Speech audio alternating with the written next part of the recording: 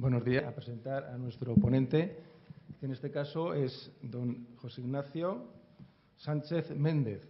Es especialista, es doctor en Medicina y Cirugía por la Universidad Autónoma de Madrid.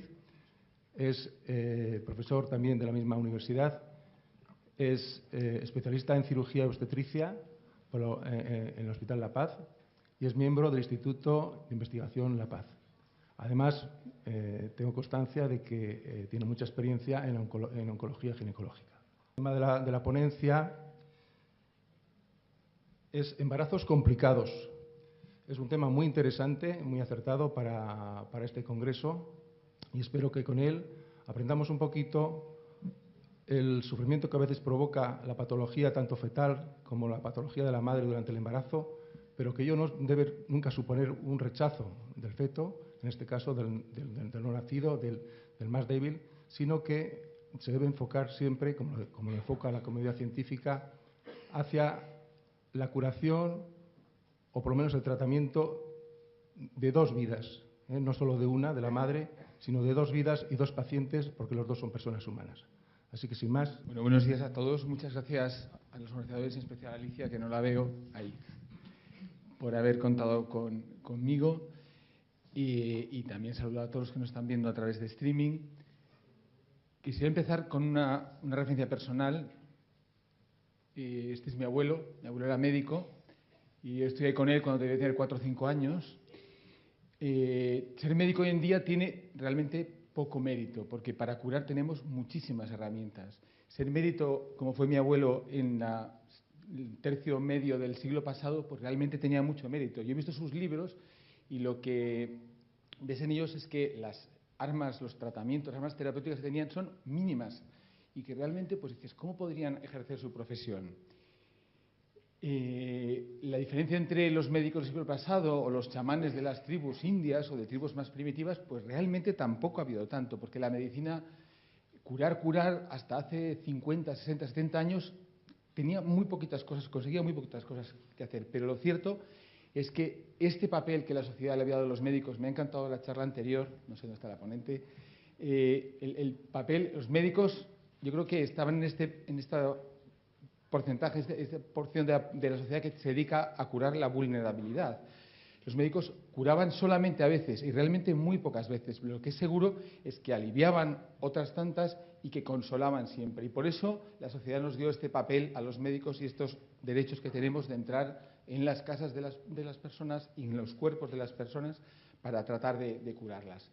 Dicho esto, empezamos hablando de la vulnerabilidad en las embarazadas. Y cada vez todavía existen situaciones en las que el poder cuidar de ellas y de sus fetos es todo un reto para nosotros. Y la charla está dividida en dos partes. Por un lado sería los desafíos que existen en los problemas que se plantean en la salud física del feto y los problemas que existen para poder cuidar la salud de la madre.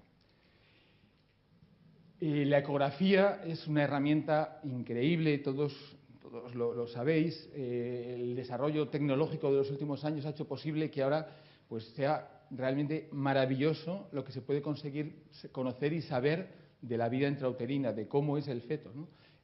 Ya existe, ya lo venden ecógrafos, tamaño tablet, tamaño iPad, y en breve yo creo que esto se va a comercializar para que se pueda comprar de forma pues casera, ¿no? Ahora son todavía caros, pero no me extrañaría que en breve esto estuviera al acceso de prácticamente cualquier persona.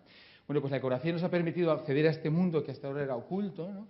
Pero también nos permite ver el estado de salud fetal, pero en ocasiones conocer la enfermedad o los problemas que pueda tener. Y dentro de los problemas que puede tener el feto, los médicos les encanta clasificar, habría 4 grupos de enfermedades o de problemas. Por un lado estarían aquellas enfermedades que son incompatibles con la vía extrauterina. Esto de incompatibles lo he puesto entre comillas, y ahora hablaremos a continuación. En segundo lugar serían las enfermedades graves, tan graves que de momento no tenemos tratamiento para ellas.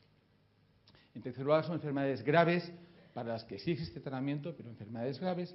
Y en cuarto lugar las enfermedades moderadas o leves.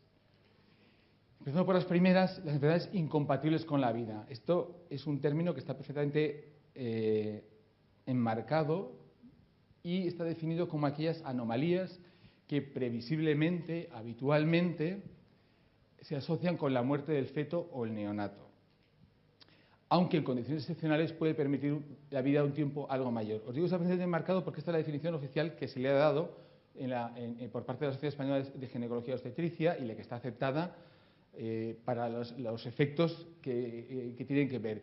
Y es algo tan así que hay una lista de estas enfermedades, son estas y ni una más ni una menos, a la hora de acotar estas enfermedades que son diagnosticables intraútero y que se consideran incompatibles con la vida extrauterina. Hubo bastante debate, algunas estuvieron a punto de entrar, una entró y luego tuvo que salir, o sea, que para que veáis, porque se considera que el diagnóstico de cualquiera de estas enfermedades, al ser incompatible con la vida, pues no tendría sentido el continuar adelante con ese embarazo. Bueno, os he dicho que he puesto entre comillas incompatibles con la vida. Marcela es una niña brasileña. Una de estas enfermedades que estaba en la lista es la anencefalia. La anencefalia es una enfermedad en la que los niños en su desarrollo no tienen sistema nervioso, no tienen cerebro. Estos niños cuando nacen habitualmente se mueren en horas, pero algunos no. Y Marcela vivió casi 2 años y salió en los medios. Hubo mucho debate en Brasil sobre esta situación, si los padres eran crueles con su hija o no. Bueno, como Marcela, si buscáis en internet, hay un montón de niños que han vivido meses con anencefalia. Este mismo año he tenido ocasión de atender el parto de Inés. Inés, su mamá se llama María, pero Inés es la niña. Inés tenía anencefalia, sus padres lo sabían desde muy pronto, porque es una enfermedad que se diagnostica muy pronto en el embarazo, y su madre siguió adelante con el embarazo, la cuidó. Cuando nació la niña Inés vio 12 horas, y en esas 12 horas estuvo con sus padres, por supuesto, con sus hermanos, que vinieron a verla y a conocerla. Una niña preciosa. Es un gorrito, como todos los recién nacidos que se ponen un gorrito, tú le veías la cara y no sospechabas el problema que tenía Inés y la gravedad de este problema. Vivió 12 horas y Inés conoció a sus hermanos, sus abuelos, y murió al cabo de 12 horas de una forma mucho más humana de como sabéis y como veremos que pasa con las alternativas. Hasta el punto de que hay páginas web, algunas de ellas como esto, anencefaly.info, en los que los padres expresan lo que ha sido el conocer a su hija o su hijo unas horas, unos días. Recientemente, porque esto se hace nada, está la historia de Teddy, una niña que vivió 100 minutos, me parece recordar, ¿no? Y los padres cuentan ese tiempo, lo importante que ha sido para ellos, y ponerle cara y ponerle nombre. Entonces, son incompatibles con la vida, pero eso no quiere decir que tengamos que terminar con ellas. La respuesta humana es más la de estos padres. En segundo lugar, tenían aquellas enfermedades graves e incurables. Incurables hoy por hoy. También se ha intentado acotar o definir perfectamente en qué podríamos incluir aquí. Es una definición que navega un poco más, como veréis, porque habla de aquellas enfermedades o aquellas situaciones con alta probabilidad. Esto ya nos deja un poco más intranquilos a la hora de saber qué se entiende por alta probabilidad. De mortalidad fetal o neonatal, es decir, que mueren muchos de ellos intraútero y otros al poco de nacer. O que previsiblemente se asocian a un tiempo de supervivencia corto. Es una enfermedad tan grave que aunque el niño no va a morir al poco de nacer, la verdad su vida va a ser de unos pocos años con una pequeña supervivencia y con un desarrollo neurológico profundamente deficiente o con necesidades con una gran dependencia de otras personas. Como veis, caben muchísimas cosas aquí. Aquí ya el gris es muy amplio, ¿no? Dependiendo de quién lo quiera interpretar y quiere interpretar, puede meter unas cosas o meter otras aquí dentro. Y si nos quedamos con el último punto, con la probabilidad de dependencia extrema persistente, bueno, aquí está la lista oficial de estas enfermedades, pero es mucho más difícil acotar este grupo. Si nos centramos en el último punto, la posibilidad de dependencia extrema persistente, yo creo que estaréis de acuerdo conmigo que una ceguera congénita es una enfermedad crónica porque no te vas a curar y que además exige gran dependencia. Pero todos conocemos ejemplos, aquí os traigo a Andrea Bocelli, pero hay muchísimos ejemplos de ciegos de nacimiento que tienen una vida plena y absolutamente feliz para ellos y aportan muchísimo para todos los demás, ¿no? Igual que os pongo este ejemplo, hay una situación mucho más impactante podría ser, bueno, los padres con la ecografía se diagnostican, mire, es que su hijo viene sin brazos y sin piernas.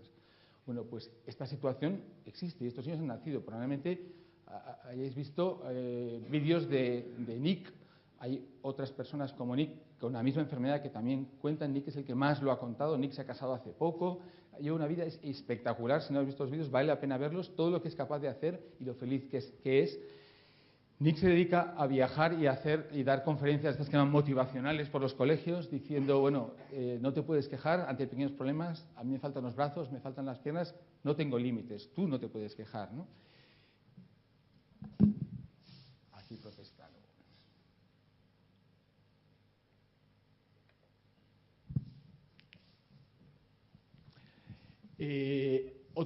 Dentro del grupo de las enfermedades graves incurables, también, además de las que necesitan dependencia, y las anteriores está claro que necesitan dependencia, estarían con desarrollo neurológico profundamente deficiente. Y aquí podría entrar el síndrome de Down, aunque aquí el previsible es más, la escala es mucho más grave. Y tenemos siempre la tremenda paradoja de que ahora mismo es excepcional el que nazca un niño con síndrome de Down, cuando un día en una guardia ha nacido un niño con síndrome de Down y se cuenta en la mañana siguiente en el cambio de guardia. La pregunta es, ¿quién le hizo la ecografía de la semana 12 o quién le hizo la ecografía de la semana 20 y no lo vio? ¿No? Estamos a la caza del niño con síndrome de Down. Luego, todos estos artistas se pelean por hacer calendarios solidarios y en Navidades, en las televisiones se hacen concursos para fondos, bueno, es una cosa algo paradójica. Y os decía, previsible, bueno, pues hay niños con síndrome de Down con muchas limitaciones, pero otros que no tienen tantas limitaciones. A Pablo Pineda seguro que todos lo conocéis. Pablo Pineda estudió una carrera, Pablo Pineda ha hecho cine, Pablo Pineda tiene un trabajo, Pablo Pineda hace anuncios y tiene hasta un premio de la película en la que participó. ¿Quién es capaz de predecir qué limitaciones va a tener este niño, ¿no? Y es que además, previsible, incurable. Bueno, pues ya hay grupos que están estudiando la forma de poder curar el síndrome de Down. Y hay experiencias positivas en este sentido. Tanto en España, en Santander, como en Chile, hay trabajos en modelos animales que están intentando ver por qué les pasa lo que les pasa a los niños con síndrome de Down y cómo se podría revertir esto. Hay experiencias esperanzadoras. Pero ya, para terminar, sería ya la bomba que la solución contra el cáncer viniera del estudio de los problemas de los niños con síndrome de Down. Se sabe que los niños con síndrome de Down tienen poco cáncer, tienen leucemias, pero realmente tienen menos cáncer que la población general. Y esto se conoce ahora mismo, que es que en el cromosoma 21, que como sabéis es el que tienen por triplicado, hay genes que ayudan a reparar el ADN y en el fallo del ADN, de la no reparación del ADN está el origen de muchos tumores. Bueno, pues sería tremendamente curioso que al final en estos niños tuviera la solución contra el cáncer. Y cuando decimos incurable, esto es muy importante, es, bueno, incurable hoy, ¿no? Incurable. Si los chamanes de las tribus, si nuestros antepasados médicos se hubieran quedado, bueno, esto es una enfermedad, esto es incurable, pues no se habría desarrollado la medicina. Precisamente es el estímulo que producía el sufrimiento de las personas enfermas, el dolor que veía en el prójimo, lo que ha impulsado el desarrollo de la medicina. Si pensamos que hoy en día, que es cuando más desarrollado está todo, perdona, es que quería deciros una cosa y me lo he saltado. Un segundo. Os decía, entre lo que curaban los chamanes de las tribus y lo que curaban los médicos del siglo XIX, pues realmente había muy poco, pero todos conseguían, como decía antes, aliviar y acompañar a los enfermos. Realmente Molière es conocido, entre otras cosas, por lo mal que nos dejaban los médicos en sus obras de teatro y en sus escritos. ¿Por qué? Pues porque realmente los médicos en aquel entonces se dedicaban a hacer lavativas, poner sanguijuelas, cosas que sabemos que, bueno, pues algo podrían aliviar, pero curar no servía para nada. Pero como os decía antes, ahora mismo la medicina nunca no ha avanzado tanto como en los últimos 50, 60 años. Y en este escalón de avances parece como que hubiéramos llegado a un punto, año 2015, en el que decimos, aquí esto es el culmen del conocimiento, hemos avanzado muchísimo, lo que sabemos ya lo sabemos y nadie va a descubrir nada nuevo ni nadie va a ser capaz de tratar cosas que hoy en día no sabemos tratar. Y esto es un error, pero es un error en el que estamos en la medicina. Nos creemos que el punto en el que estamos va a ser el culmen del conocimiento. Y no es así. Es seguro que esta escalera tiene muchísimos más peldaños y que habrá personas que seguirán investigando, seguirán estudiando y serán capaces de tratar cosas que pueden parecer ciencia ficción, como hemos visto el síndrome de Down, o como podría ser la anencefalia. A lo mejor alguien descubre soluciones para esto. Y de hecho hay grupos en esta línea, ¿no? Y lo más importante de todo esto es que esta mentalidad que está pasando con los fetos en la medicina, es decir, lo que no sé curar, no lo quiero ver, no lo quiero tratar, está calando en los médicos. Antes se hablaba de la ideología de género, cómo está calando en todo, pues también está calando en los médicos. Y si no aceptamos al feto enfermo, cada vez aceptamos menos al niño enfermo, ya ha habido un ejemplo reciente, y al adulto enfermo, cada vez lo aceptamos menos. No voy a decir ya al abuelo enfermo. Una mentalidad totalmente utilitarista, a esta idea de que lo que no sabemos curar, lo mejor es, como hacemos con el ordenador, cuando no funciona, resetearlo y ya miraremos otro nuevo. Pero por suerte hay grupos que están empezando a ver al feto como paciente y cada vez se están pudiendo hacer más cosas y tratar, ¿no? Entonces, aquí sería el grupo de las enfermedades graves con tratamiento. Tiempo. Este es un grupo de enfermedades que tienen tratamiento ahora mismo intraútero.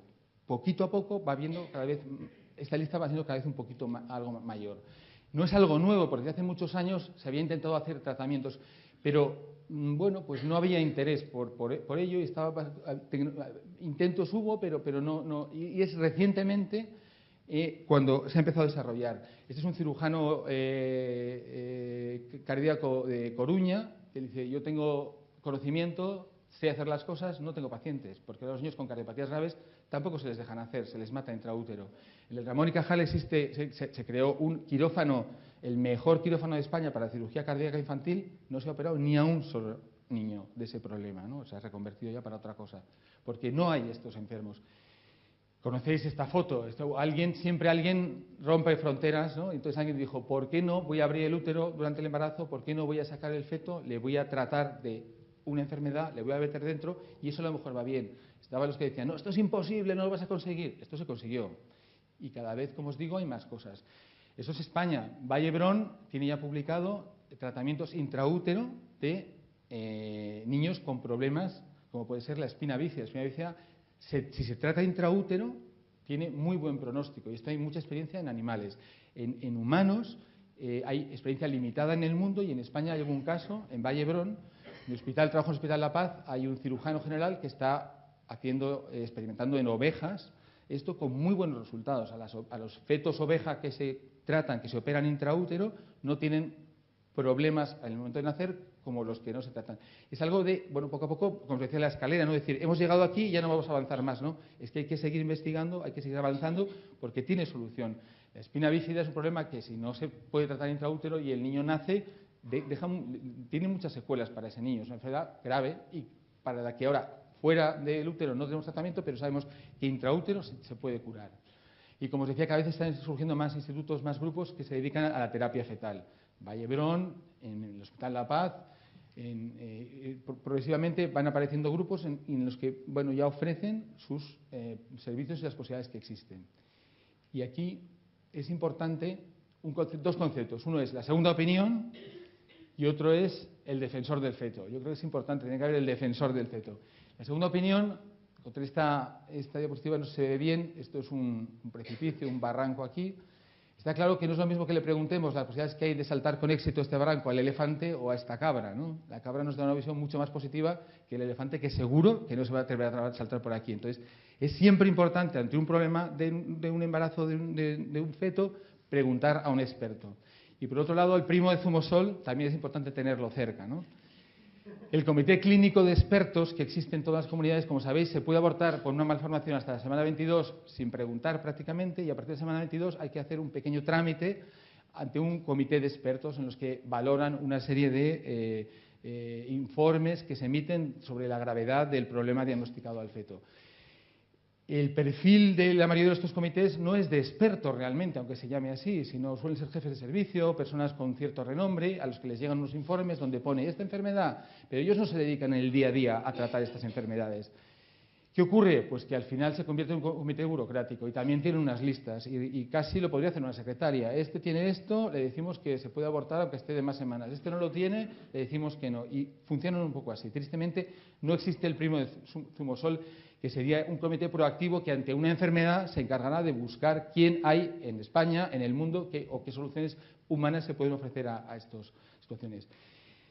Otro punto en descargo un poco de cómo está la medicina es las sentencias de los jueces. Existen varias sentencias en las que se condena al médico por no haber diagnosticado la enfermedad, por no haber insistido lo suficientemente a los padres en la gravedad de esa enfermedad, y le condenan. Es que si yo hubiera sabido que mi hijo iba a nacer con esta enfermedad, habría abortado. Y el médico no me lo contó especialmente. Ven, y esto cala, porque muchos médicos, bueno, pues yo prefiero antes de que me empuren a mí los jueces, pues que esto sí abortan y luego ellos, pues es cosa, ya será cosa de ellos, ¿no?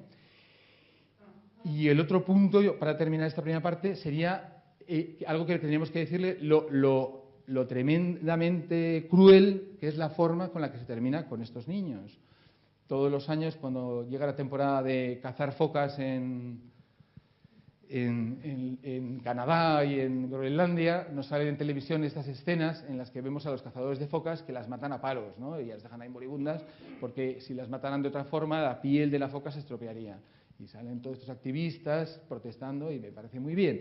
Pero tenemos que saber y tenemos que contarle a los padres que cuando estamos diciendo, mira, tu feto tiene esta enfermedad que es incompatible con la vida, que es extremadamente grave, que es grave con tratamiento pero muy difícil y podrías abortar, le estamos diciendo que lo que le van a hacer a su feto es sacarlo a trozos de su cuerpo realmente. Porque en estos casos lo que se hace es arrancar del vientre de la madre a trozos, ahora una pierna, ahora el brazo, ahora la cabeza aplastada. Es la forma cruel en la que se está realizando esto. Esto no se le cuenta a los padres, ¿no? Además, esto impide comprobar si lo que se había diagnosticado era verdad, que les deja a los padres también muy quietos. No le podían hacer la autopsia para saber si tiene, y a lo mejor esto podría ayudarme en otro embarazo a saber si hay alguna forma de prevenir o no prevenir. Bueno, al sacarlo a trozos es imposible hacer autopsia y es algo sobre lo que nadie quiere entrar, ¿no? Segunda parte, un poco más cortita, es la salud materna. También tenemos que cuidar o saber cuidar de la vulnerabilidad de las madres ante situaciones que se pueden plantear en el embarazo, que pueden ser de tres tipos. Lo más importante es saber que el aborto no cura. Si una mamá es diabética, lo va a seguir siendo. Y si tiene un lupus grave, lo va a seguir teniendo. Aunque aborte, lo va a seguir teniendo. Como os decía, hay tres situaciones que se pueden plantear. Una serían enfermedades previas que tiene la madre y que con motivo del embarazo se pueden agravar. Y el otro sería una mamá que necesita determinado tratamiento y con motivo del embarazo pues tenemos que modificar o modular, adaptar el tratamiento a esta situación de embarazo. Y el tercer punto es que en ocasiones el embarazo nos somete a situaciones de riesgos que si no hubiera embarazo no pasaríamos por ellas. Para el primer grupo, pues antes hablamos del defensor del feto y de la segunda opinión, y aquí hay que pensar lo mismo. Siempre hay que pedir una segunda opinión cuando una mamá tiene una enfermedad grave y está embarazada. Por lo mismo que os contaba, porque no es lo mismo que te dé esa segunda opinión una persona que para ella es la primera vez que se enfrenta a esa situación, embarazo con una complicación materna, que vayas a un equipo multidisciplinar donde hay especialistas en tanto ginecólogos, obstetras, neonatólogos, cirujanos, lo que haga falta para cada caso, que estén acostumbrados a tratar y a manejar con esas enfermedades. Es importantísimo poder acceder a eso. Entonces, el primer grupo de problemas que tiene la madre antes de quedarse embarazada y que con motivo del embarazo se pueden descompensar, pues hay muchísimos casos que podríamos hablar y, como os digo, siempre es importante buscar a alguien que sepa. Os he puesto a House, no sé si porque sabe o no sabe, pero bueno, con la idea de que alguien que pudiera ayudarnos en esto. Casos en España, pues esto es un caso reciente. Una mujer da luz en Elche, 5 meses después operada del corazón. Es verdad que antes las personas que nacían con una cardiopatía se morían, ahora se las ha operado, muchas de ellas llegan a la adulta y muchas se quedan embarazadas y pueden plantear esta duda. Bueno, ¿el embarazo va a descompensar a esta mujer con esta cardiopatía tan grave que ya está operada? Bueno, pues los avances de la cirugía cardíaca permiten dar respuestas positivas a esto. Este vídeo también vale la pena verlo, es de estos padres que durante el embarazo, esta mamá tenía una válvula artificial puesta por una cardiopatía, durante el embarazo se descompensó y ella cuenta como que los médicos le dijeron, mira, esto es muy grave, te puedes morir, tú piénsatelo, puedes abortar porque entrarías en los supuestos de grave riesgo es un embarazo muy complicado, o podemos operarte. Nunca lo hemos hecho en una embarazada, pero sabemos hacerlo. Ella dijo, adelante. Dijo adelante y fue bien la operación, nació su niño y lo ha contado y realmente vale la pena verlo, ¿no? Otra situación de descompensación. Bueno, si te falta una pierna, la verdad es que les cuesta andar y si encima te faltan las dos, como Irene Villa, pues todavía te cuesta andar más. Irene Villa, todo el mundo conoce su historia y ha tenido 2 niños. He tenido ocasión de atender a una mamá que le tuvo que cortar la pierna por un problema y al poco de haberle cortado la pierna, ella se quedó embarazada. Tenía una historia de esterilidad previa que pensaba que nunca jamás iba a quedar embarazada y justo cuando ya le habían adaptado una prótesis externa, estaba empezando a andar, se entera que se queda embarazada. El médico que la ve de entrada, un médico del sector elefante, esto es horrible, tienes que abortar, no puedes ir adelante, la medicación que te he estado dando puede hacer más malformaciones a tu hijo. Bueno, esta mamá preguntó, pidió una segunda opinión al grupo de las cabras y le dijeron, bueno, vamos a ver, esto tiene tratamiento. Fue a una unidad de dolor y dijeron, es verdad, los muñones de las personas amputadas son muy dolorosos, esta mamá estaba con medicación, le cambió la medicación por medicación que se puede tomar durante el embarazo y el proceso que estaba de aprender a andar con su prótesis, con su pierna artificial, bueno, pues enlenteció un poco, pero ella fue capaz de llevar adelante su embarazo y tuvo a su niña, que es una niña preciosa, a la cual conozco. Eso en cuanto a descompensaciones de problemas previos. El segundo punto sería que interfiere el tratamiento. Una mamá que necesita un tratamiento durante el embarazo y que ese tratamiento, pues a lo mejor, como se hace ahora con la analgesia, pues tenemos que modificarlo, ¿no? También para todas estas enfermedades. Y sería importante buscar segundas opiniones. El ejemplo que os traigo pues, es el cáncer de mama. El lunes es el Día Internacional contra el Cáncer de Mama y iremos a hablar en los telediarios de él. Durante años, cáncer de mama de embarazo, qué horror, no puedes ir adelante, tienes que abortar. Se sabe que no es verdad. Es más, se sabe que es mejor seguir adelante el embarazo para la salud materna. Mucho mejor. Y hoy en día tenemos alternativas o esquemas de tratamiento eficaces para las mamás que están embarazadas y que tienen cáncer de mama y que a lo mejor están en tratamiento con cáncer de mama o que se les diagnostica cáncer de mama durante el embarazo. Se puede operar, se puede dar quimioterapia durante el embarazo, son cosas que a veces llaman la atención, pero es así. Y esto nos permite, con el tiempo del embarazo, manejar perfectamente estas situaciones.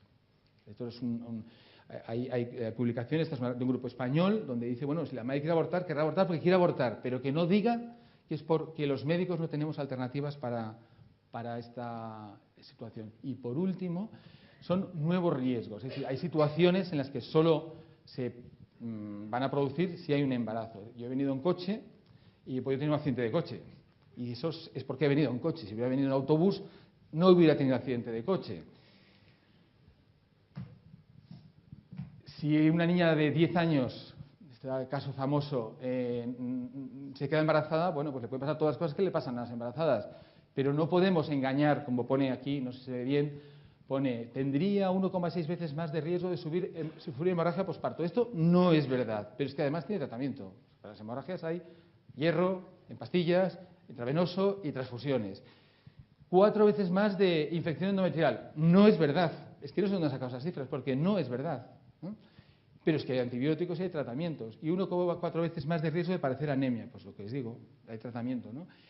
Todos sabemos lo de esta niña del Paraguay, tal. Lo que no sabemos, ¿sabéis bien cómo terminó? Pues esta niña tuvo a su niño, fue por cesárea y no le pasó nada, ¿no? Otro ejemplo, y que genera mucho debate y hay que con relativa frecuencia a mí me vienen a preguntar, ¿es una locura una cuarta cesárea? Bueno, pues aquí pasa lo mismo. Estas son leyendas urbanas o mitos que están ahí escritos. Cuando mi abuelo era ginecólogo y ejercía la ginecología, existía un axioma que era de los años 50, de un autor de los años 50, que decía, si el primer embarazo ha sido cesárea, el primer parto ha sido cesárea, siempre tiene que ser cesárea. Es que veo venir por aquí Alicia y supongo que es que me quiere... ya termino, ¿eh? El primero es cesárea, siempre es cesárea. Esto hoy en día está superado, no tiene ninguna base científica. Si el primero es cesárea, se puede intentar parto vaginal. Y si el segundo es cesárea, entonces sí que el tercero va a ser cesárea. Y se pueden solamente hacer 3 cesáreas. Pues esto no hay ningún estudio serio que lo sostenga. ¿Qué ocurre? Que muy pocas parejas se plantean tener más de 3 niños. Pero si una se plantea tener un cuarto, pues se pueden hacer 4 cesáreas. Es colocarse en una situación de riesgo, como decía, venir aquí me pone en situación de riesgo. Puedo no venir, pero si me apetece muchísimo venir, tendré que asumir el riesgo del viaje de donde vivo hasta aquí. Si yo quiero tener un cuarto niño, ¿es temerario planteármelo si los 3 primeros han nacido por cesárea? Pues temerario no es. Estoy en una situación de riesgo, porque me pueden pasar las cosas que le pasan a las no embarazadas más las cosas que le pasan a las embarazadas. El útero no se rompe, el útero no es como un globo que inflamos y que si inflamos, al final se rompe. El útero es un músculo que antes del embarazo tiene 100 gramos de músculo y al final del embarazo tiene 1 kilo de músculo. Entonces, si no hay contracciones, si esperamos, o sea, si estamos atentos y cuando ya está a término no dejamos que se desencadene el parto, son situaciones que se pueden manejar con seguridad y a las que se mete mucho miedo a las madres, realmente muchísimo miedo, ¿no? Por parte de los médicos elefantes, que os decía antes. Otro ejemplo muy frecuente. Si se rompe la bolsa de forma precoz, esta mamá rompe la bolsa y pone 18, pero realmente era 17, y os lo digo porque la atendí yo. En la semana 17 rompió la bolsa de forma espontánea. ¿Qué se les cuenta a estos papás? Tu hijo se va a morir. Esto es verdad, desgraciadamente es verdad en la mayoría de los casos. Cuando una embarazada rompe la bolsa en la semana 17, lo más probable es que su feto, su hijo, se muera en poco tiempo, o que nazca tan prematuro en la semana 20, en la semana 21, que no podamos hacer nada por él y fallezca también. Y tú te puedes infectar y de esa infección te puedes morir y tienes más niños, como era el caso de esta mamá. Pero esta mamá tuvo la valentía de, ante esta primera opinión que le dieron, buscar una segunda opinión en otro hospital. Y se vino a La Paz y allí le dimos otra versión. La verdad es que ella estaba horrorizada de la presión que había recibido cada vez que le pasaban visita, todos los días, diciéndole, pero ¿estás segura que quieres seguir adelante con tu embarazo? Pero que estás en riesgo, ¿no? Bueno, pues en riesgo estaba, pero no le pasó nada. Y para eso están los médicos y los hospitales, ¿no? Esto es media hora. Y bueno, y fue bien, y ya luego lo ha contado, podéis buscar también, lo tiene contado en vídeos y en alguna revista ha contado su experiencia. Claro, si a una mamá que no sabe medicina le damos una visión negativa, pues claro, es que esto genera mucho miedo. Pues yo tengo otros hijos, me dicen que me voy a morir, pues ¿qué voy a hacer? Bueno, pues tenemos que dar esta visión positiva y siempre una segunda opinión. O sea, y juntando las dos partes, los problemas maternos, los desafíos maternos y fetales, está este caso famoso de El Salvador, ¿no? No permiten abortar a una mujer que padece un lupus, que es una enfermedad grave, seria, y además se juntaba con que el niño tenía una encefalia, esto que os he contado al principio de todo, ¿no? Pues ¿qué sentido tiene someter a riesgos a esta mamá si total su feto se va a morir al poco de nacer, ¿no? Bueno, esta mamá se manejó bien, porque al final nació en la semana 26, una semana donde otro niño habría podido sobrevivir, un niño con encefalia no puede vivir. Bueno, pues sabemos manejar las situaciones sin buscar salidas tan crueles como las que se ofrecen del aborto y la forma que os lo he contado, ¿no? Y para terminar os cuento, esto es un ejemplo de verdad del hospital, embarazada de 40 años, lo veo fatal aquí, de 40 años, asmática bien conocida, con una cardiopatía, la mamá tenía una cardiopatía, bien tratada y estaba bien compensada. Se quedó embarazada por fecundación in vitro, es decir, no es que fuera casualidad que me quedé embarazada y no me he enterado cómo, sino que fue buscando el embarazo. Y en la semana 28, a su feto se diagnostica una cardiopatía fetal y del sistema nervioso central. Y le dicen que puede acoger a la ley del aborto para interrumpir el embarazo. Bueno, como ya estaba de 28 semanas, había pasado la semana 22, tiene que pasar por este comité que os digo de expertos, supuestos expertos, que le dicen sí o no. Y bueno, pues un caso en el que el feto está tan grave con una mamá con una cardiopatía, pues dijeron que sí.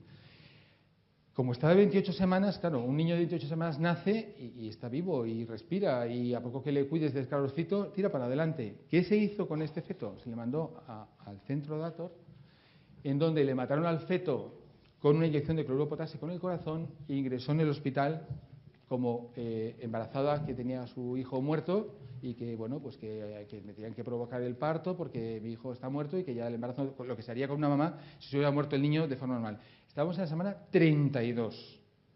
Fijaros la diferencia y la incongruencia de las normas y las leyes. Si esta mamá de 32 semanas hubiera nacido su niño vivo y este niño en la incubadora de pediatría, a un pediatra se hubiera ocurrido pararle el corazón, matarle, inyectándole cloruro potásico en el corazón, el pediatra habría acabado en la cárcel, o por lo menos habría tenido que explicar las cosas al juez, ¿no? Como se ha hecho dentro de su madre, lo ampara la ley, no le pasa nada, ¿no? Pues Ignacio. Por lo tanto, último. Tienes 5 minutos. Última. Gracias. Importantísimo, segunda opinión, Importantísimo apoyar la investigación. No nos podemos decir estamos ya en el culmen del conocimiento, porque no es verdad. Buscar soluciones humanas. Siempre a los papás una solución de conocer a su hijo les ayuda a cerrar el drama que de por sí supone el nacimiento de un niño con una enfermedad o que se te muera. Cada vez hay incluso una asociación que ayuda a manejar el duelo de estas familias, ¿no? que pierden a su hijo. Estoy embarazada, me dicen que tiene una enfermedad muy grave, de repente voy a no sé dónde, me lo quitan, no le veo, no sé nada de él. Esto de la clínica esta o del centro este salen pronto, pero de su cabeza les cuesta muchísimo. Ya os digo, en Madrid por lo menos me consta que hay una asociación que ayuda a manejar el duelo. Esta asociación, una de las cosas que pide a veces es, por favor, ¿alguien tendría una foto de una ecografía? O si no, a los patólogos, en los casos en que se puede hacer la autopsia, una foto del feto, porque necesitan ver la foto, necesitan conocer al niño. Siempre esto les reconforta muchísimo más. Y una cosa que se les queda en la cabeza es, ¿y si el médico se equivocó? ¿Y si mi hijo no tenía esa enfermedad que tenía? Entonces, siempre la posibilidad de verlo, sin duda alguna. Y esto es fundamental para que se pueda recuperar la esencia de la profesión médica, que os ponía antes, curar a veces, y todavía los creemos que sabemos mucho, pero curamos muy pocas cosas, aliviar a menudo y consolar siempre.